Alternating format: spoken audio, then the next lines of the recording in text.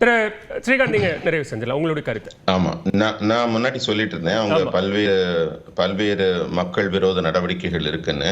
அது அடுத்த கட்டத்துக்கு போறேன். என்னன்னா, அவங்க கொடுத்த எந்த வாக்குறுதியும் அவங்க நிறைவேற்றவில்லை.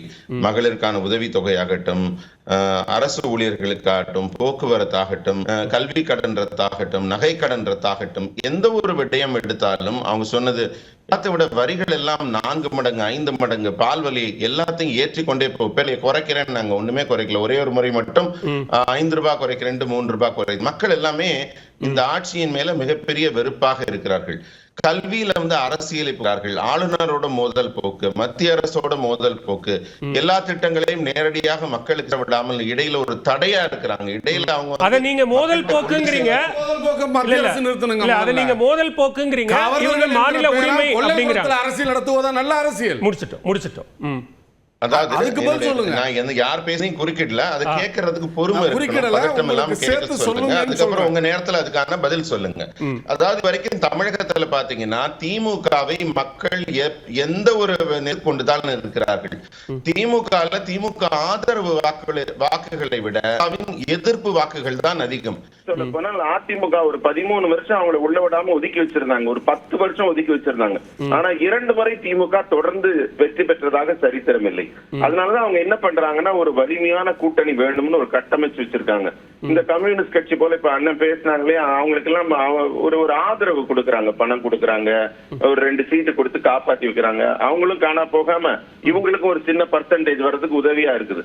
அதனால இது ஒரு பெரிய வலிமையான கூட்டணிங்கிற கட்டமைப்பு மாதிரி ஒரு பிம்பத்தை உருவாக்கி அவ்வப்போது கூட்டணிக்காக பணம் கொடுக்கறாங்க அப்படின்னா அது ரொம்ப கொச்சைப்படுத்துற மாதிரி இல்லையா? அப்போ எல்லாரும் கூட்டணிக்காக அப்படி அதை செய்யறாங்கங்கிற மாதிரி ஆயிடுச்சு.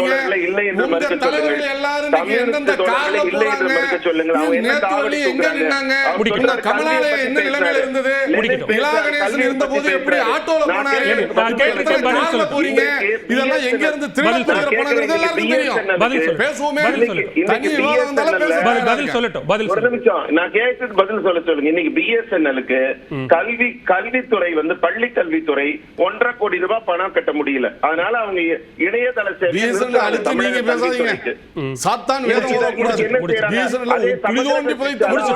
கோடி ரூபாய் நாங்க பணம் கொடுத்திருக்கோம். 6000 கோடி வாங்கி என்ன பண்ணாங்க, மக்களுக்கு என்ன செஞ்சாங்க?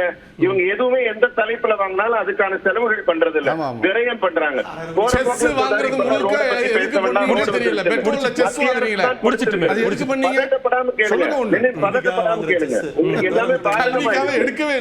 பதட்டப்படுறீங்க. பொறுமையா கேட்டுட்டு நீங்க தொழிலாளர்களை மறந்துட்டீங்க, மாநிலங்களுக்கு பகுதி கொடுக்காத மத்திய பதில் தனியார் நின்று நாங்க வாங்கின வாக்க உங்களால வாங்க முடியுமா? அதெல்லாம் பேசாதீங்க, பதில் சொல்லுங்க. 200ங்கிறது ஒரு கட்டுக்கதை, கற்பனை கதை. திமுக டெபாசிட் இழக்க போகிறது. எந்த மாயமான் வேஷம் போட்டாலும் மக்கள் நிற்காது.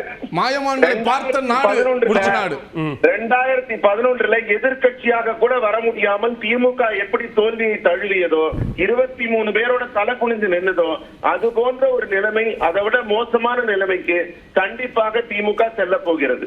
200 இடங்களில் டெபாசிட் இழக்க போவது உறுதி. இதுதான் திமுகவின் வெற்றி. இப்படி இவர்கள் எல்லாம் புலம்பெயர்ந்து கற்பனை கதை. எப்ப தேர்தல் காத்துக் கொண்டிருக்கிறார்கள். இந்த வாரிசு அரசியல்களுக்கும் மன்னராட்சி வெறும் தலைமையில மட்டும் மன்னராட்சி இல்லைங்க, ஒவ்வொரு மாவட்டத்திலையும் மன்னராட்சி இருக்கு.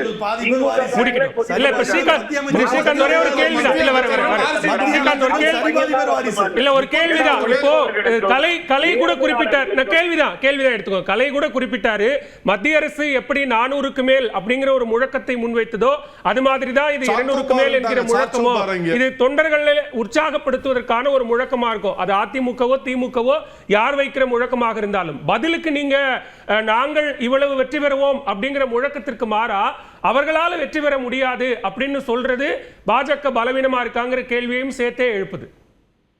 இல்ல அதுல பெரிய வித்தியாசம் இருக்குங்க. முதல் 2 கட்ட தேர்தல்ல நாங்க எவ்வளவு ஜெயிச்சோம் பாருங்க, மக்களவை தேர்தல்ல பாருங்க. 3வது கட்டத்தில் தான் ராகுல் காந்தி ஒண்ணு கண்டுபிடிக்கிறார். என்ன கண்டுபிடிக்கிறார்? கடாக்கட் 1 லட்சம் ரூபாய் பெண்களுக்கு தரப்போறோன்னு செக்கு மாதிரியே ஒண்ணு அச்சடிக்கிறாங்க. அச்சடிச்சு உங்களுக்கு மாதம் 8,400 ரூபாய் பணம் தர போறோம், 1 லட்சம் ரூபாய் வருஷத்துக்கு தர்றோம்னு சொல்லி வட மாநிலங்கள் முழுக்க பெண்களுக்கு விநியோகிக்கிறாங்க. இது எவ்வளவு பெரிய மோசடி. அதுக்கு எதிராக இப்பவே வழக்கு இருக்கு அவங்க மேல. அதுவும் இல்லாம ராகுல் காந்தி அவர்கள் மோசடி ஆகும். கண்டிப்பா நீங்க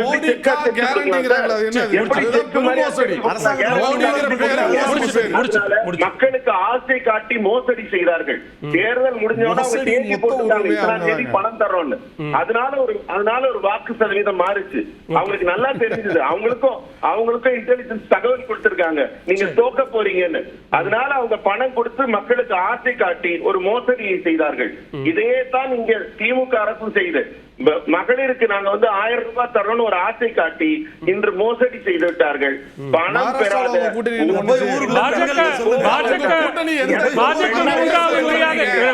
பாஜக 3வது முறையாக வெற்றி பெற்று ஆட்சி அமைச்சிருக்கு அப்படின்னாலும் அதுவும் அப்படித்தானா? அதுவும் அப்படித்தானா?